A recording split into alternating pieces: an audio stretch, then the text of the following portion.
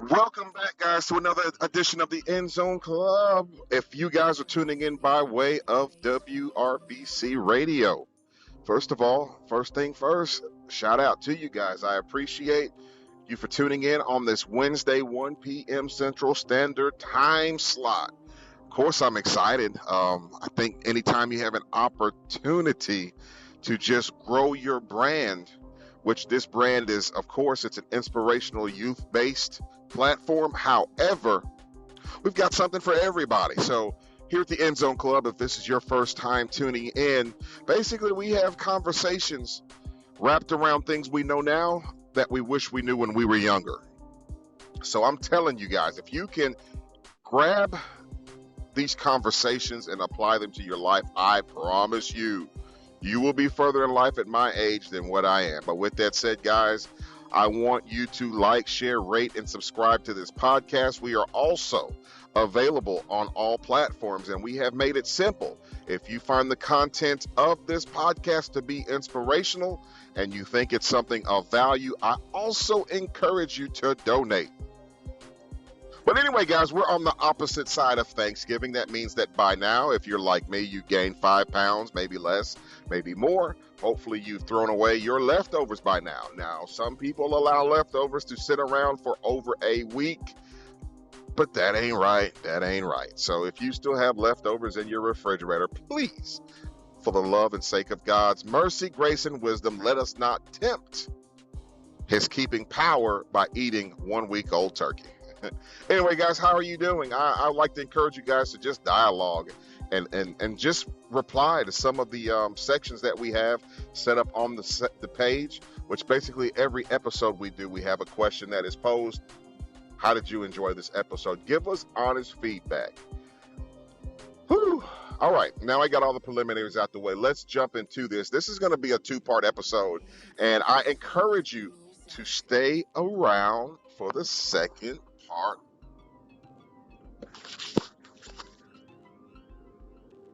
of this episode. Do not think that you have heard all that we have to talk about. You exit out and you miss the nugget. This is almost like a treasure hunt today. I have put a pretty powerful testimony at the end of the episode, which I want you guys to hear, because sometimes in life we don't understand how meaningful we are. Let me say that again. Sometimes in life we don't understand how meaningful we are. There's a passage that I have always taken much hope and encouragement from, and sometimes we don't see this because regardless of how regular you may feel, regardless of how just basic you may feel sometimes in your life, your walk, there is this reality that we are all, each and every last one of us, are fearfully and wonderfully made. That means that there is a mold that God created each and every last one of us from that was unique. It was patented and it was set and coursed just for you and I.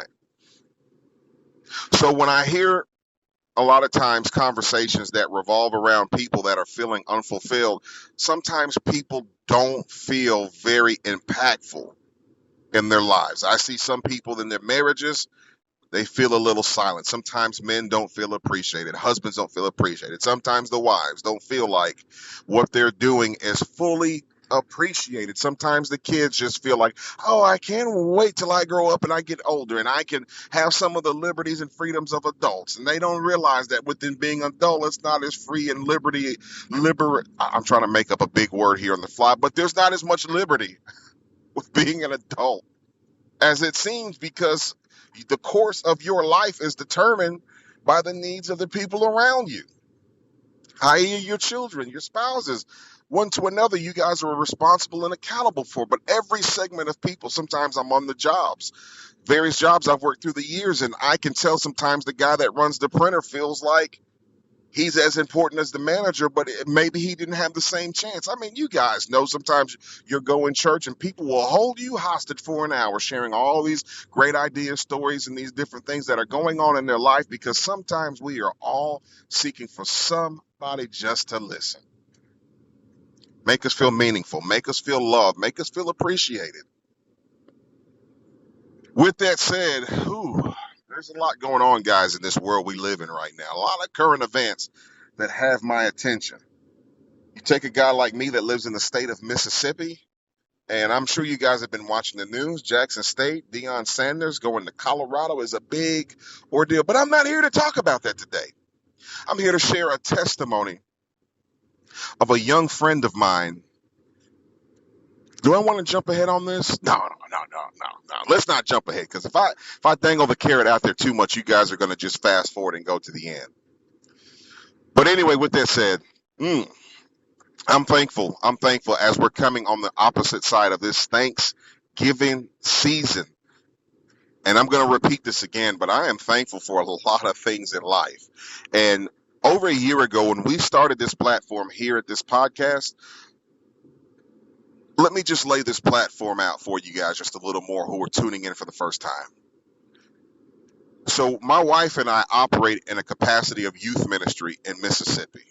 And over the course of the last 20 years, which basically encompasses before I even got married, each of us in our own corners were already in youth ministry, doing a lot of things in the community, in churches, whatever.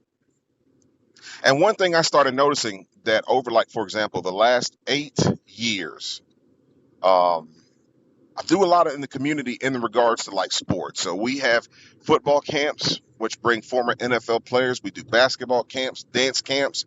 I'm getting ready to venture into the area of art camps. And we have a lot that we offer.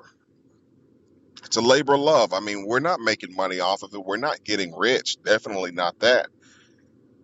But over the course of time, as people became more and more exposed to me, some people were always dropping these ideas like, man, you should start a podcast. It's funny how your gift makes room for you. I would hear this time and time and time again, like, man, if you started a podcast, we would definitely follow. Well, during that time, I started some different ventures. And one thing I also reached out on was I started the whole motivational speaking thing. And it always came back to doing a podcast and people wanting to listen. So with that said, as we're doing these camps once a year, twice a year, or just whenever we're doing it, wanted to develop this platform as a way that kids are able now to have just this wisdom that we're pouring, have a platform where they can come back all the time and not just have to wait to the football camp where we're also pouring in life advice and wisdom, but now you can get this all time. And then some of the other ventures we're hoping to get into, also partnering with, the youth juvenile detention centers in our cities and truant youth, and being able just to provide a sense of mentorship. We had to have something to show. So with this platform, do know that we are going a long way with a little. God has blessed us with this platform to be able to reach multiple countries. We are in the Philippines, India, we're in Germany, we're in France, Spain. I mean, we are out there. But again, I thank God for the support of our listeners who engage with us, who donate, and all of these sorts of things. But before I get too far into today's episode, I want to give you guys an opportunity to hear a word from one of our sponsors, and we'll be right back.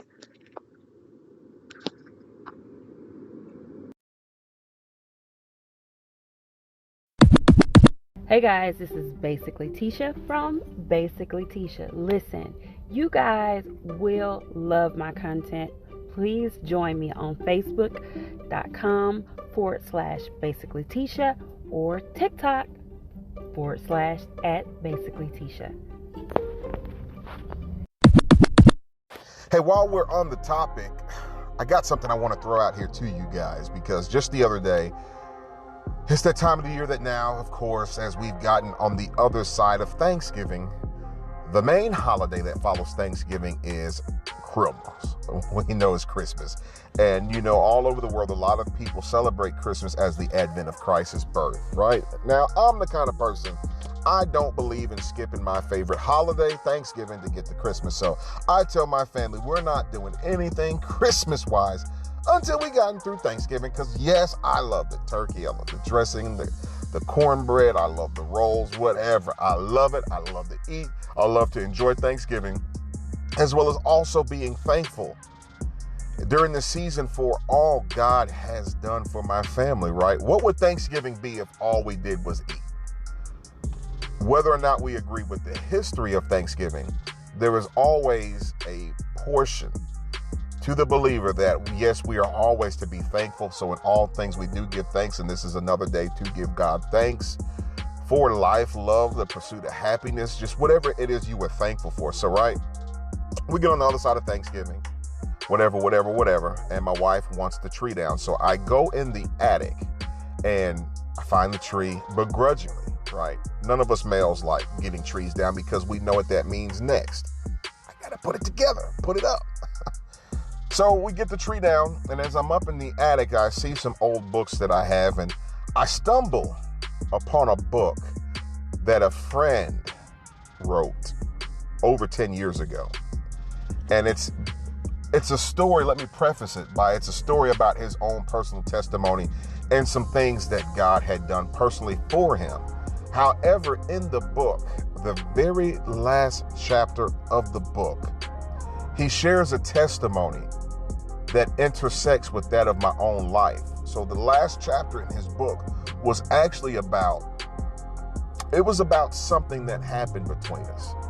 And I want to read this testimony. I don't want to tip my hand because I want you guys to stay to the end of this episode and listen to his testimony. So I'm going to try to read it to you guys as animated as I can, but most importantly, I hope you get something out of it.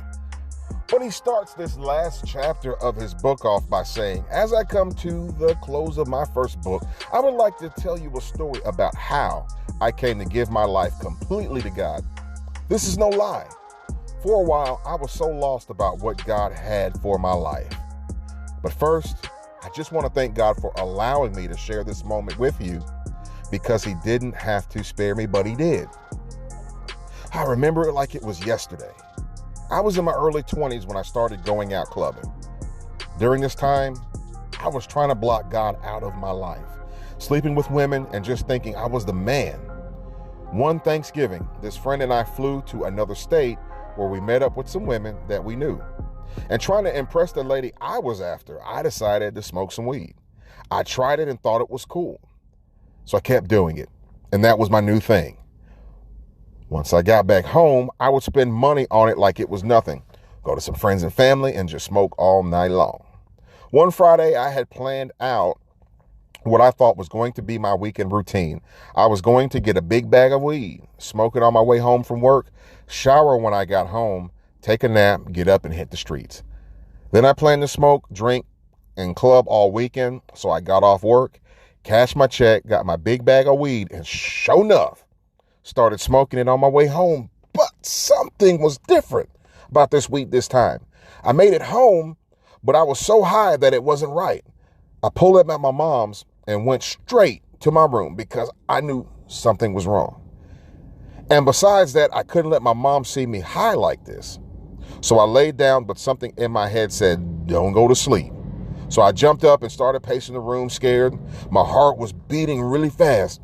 And all of a sudden, I felt like I was losing my mind. The enemy started fighting my mind at that moment. As I'm pacing my room, I can clearly see I am walking, but I can feel my steps. But I can't, feel my steps. So I walked to the bathroom where my mom had this big mirror over the counter. I turn on the water and tell myself I am just high. So I started throwing water on my face, but I cannot feel the water on my face. I look in the mirror and my eyes are bloodshot red. I mean, they are so red that if I was to cry, I really believe they would be tears of blood. As I look in the mirror, I can't feel my legs. So I start beating my legs as I look in the mirror, but I cannot feel it. Now I'm getting even more afraid. So then I start putting water on my face, but once again, I can't feel the water hitting my face. So now I'm looking in the mirror and splashing water on my face, but my eyes are not blinking. I can't even feel the water, but I'm looking in the mirror and seeing it hit my face, but no feeling. Now I'm terrified. Now I'm wondering what I am to do. All I can think about is how I am going to lose my mind and be one of those men walking around homeless, talking to myself, just lost my mind and just gone. And I know I can't let my mother see me like this. But this time I realized what the problem is. I know it's the enemy attacking me through the drug, which I had no business doing. So now I'm praying and really wondering what to do. And a voice so calm said, go to your best friend. I had always loved him as a brother, but as we got older, I was living in the world and I started to dislike him because he was all about living for God. And I, being rebellious, hated to see him coming around because he made me realize who I was supposed to be. But when the voice told me to go to him, I jumped in my car and drove, and on my way, I remember praying, God, please let him be home. God, please let him be home. Now, this was all God because when I pulled up, he was standing outside like he was waiting on me, which amazes me every time I think about it. So he walks up to the passenger door, opens it, and says, everybody take a collective breath and breathe. What does he say? What up, bro? By this time, I am shaking so badly and tears are rolling down my face. And I reply, man, I don't know what's wrong, but something's not right. He didn't ask any questions. He just told me to move over and he would drive. So I get on the passenger side and we just start driving. By this time, the spirit that was in me was fighting my body at its full force, and I was not in my own state of mind. My friend didn't know what was wrong, but he was so calm and he kept talking and praying for me. But this spirit didn't agree with what he was saying and kept telling me, reach over and put your hands around his neck. And it would do the rest. And there was this fight within my own body with the spirit, and the spirit kept saying, just grab him. He's talking too much. Just do it. And when I say I fought the spirit within myself for quite a few minutes, I mean it. Then all of a sudden, something else spoke to me and said, okay, he did his part. You need to go to your pastor. As that story would progress, we would later on find out that this young man had, in an act of fitting in an act of doing like most of us college students do, after growing up in the church, he had, I don't want to say lost his identity, but his identity was under attack in that he was now smoking, drinking, doing some things that was contrary to the way that he grew up. And as a result, he didn't really know that he had moved into a crowd that saw his vulnerability. So somebody had, in this process of him thinking it's just a good time, they sold him some laced marijuana. It's crazy because at that time, as he shares in this book, like I'm standing outside, like I was waiting on him. The reality was that was a crossroad for me. I was in my home filling out an application with Amtrak, and I was about to have an interview about an hour and a half away. And I was actually coming out the house to get in my car to go on this interview. Now, at this time, I hadn't worked in months. So financially, I was struggling. I really needed this job. This was back in the early 2000s, and they were going to start me off at $22 an hour. Now, you imagine a single man at the age of what I was, like 22, 23, $22 an hour in the South. That's decent money to get started with. So I needed this money. And as I'm coming out of the home, here is somebody in my parking lot that needs help. And it's like you have this weird reality that when I locked eyes with him, immediately God gave me this calm that he needs your help more than I needed that job. Now, that's foolish to me to think that God knew I had been praying and fasting for this job because it was rough. But now, in the blink of an eye, I was getting ready to be taken out of position for something I wanted so badly, to help somebody that at that time really didn't care for me much because we were living two different completely lives. Sometimes life will throw you these wrenches where doing the right thing is completely opposite of what we feel, of what we at that moment think is the right thing, what's best for me, right? Because our society is leading us in this day like, I got to get mine. And mine was at Amtrak. But this young man was in a scenario where he needed God's help. And unfortunately, or fortunately, depends on how fleshly, carnally minded you think about this, I was the one God had assigned to bring help and deliverance to his life. So as we're speaking, as God has given me things to say, I don't know what's going on in his mind at that time, but apparently it was hitting something in the spirit. That's why this episode may be a little off the rocker from a lot of things that I have done in the past, but I always implore people to be sensitive to God's leading. Sometimes you never know when God is like, you see that individual, just go ask him how you doing. Go smile at him, hug him, give him an encouraging word. Sometimes you don't know people from Adam, but you sometimes will be the currency God will use to be a blessing to others. Now, in this scenario, this situation, his fight was deeply spiritual. And I was in probably the one time in my life where I have prayed and fasted more than ever before, because y'all know what tough times do for us. When we go through tough times and we're needing answers and it feels like there are no answers in place, what do we tend to do more? We tend to pray more. We tend to turn to God more in times of calamity and trouble than ever before. So as we're riding and I'm just realizing, hey, this guy's not really opening up. Something is wrong. Let's just ride. Let's talk. Let's pray. Whatever God is placing in my ear to say to this individual, I'm going to speak it. And as I'm speaking it, this was the weirdest thing. And this is when I started realizing what was going on. His face was almost plastered like glass, but just the corner of his mouth would just kind of go up just a little bit. It was almost like two people in one body. And as I'm looking in his eyes, it's one of the most terrifying things ever. But God gives me peace, because I know that greater is the God that's in us than any force we encounter. And as I'm speaking to him, again, his face is like glass. It's very emotionless. There's not a lot going on. He's not giving me much. Tears out of the left side of his eye begin to just stream down as I shared with him just randomly. God told me to tell him how much he loved him and that he had a plan for his life ever since he was born. God just put it on my heart to let him know that he had chosen him to do something specific that was far greater than anything he ever knew. And as I'm sharing this, it started breaking something in him. Didn't realize that some of the struggle he was fighting as an individual was tied into this feeling of meaningless or lack of purpose, or sometimes other people around him perceived that some of these people were more gifted or more accepted in some areas, that there were certain challenges he had that they never encountered or faced. And as a result, this was also what he was doing, was a coping mechanism. And as I began to see the tears stream down his face, man, it ripped my heart in places, knowing that this hit a soft spot, it hit a nerve, and it was producing this. And sometimes, again, we always say this, you never know what people are fighting. You never know what they're facing. I'm going to probably share more about this story in later times, but as people are fighting what they're fighting, if you're in a position where God has given you something, a smile, a pleasant personality, maybe you acknowledge people. Sometimes it's half the battle. People don't feel acknowledged.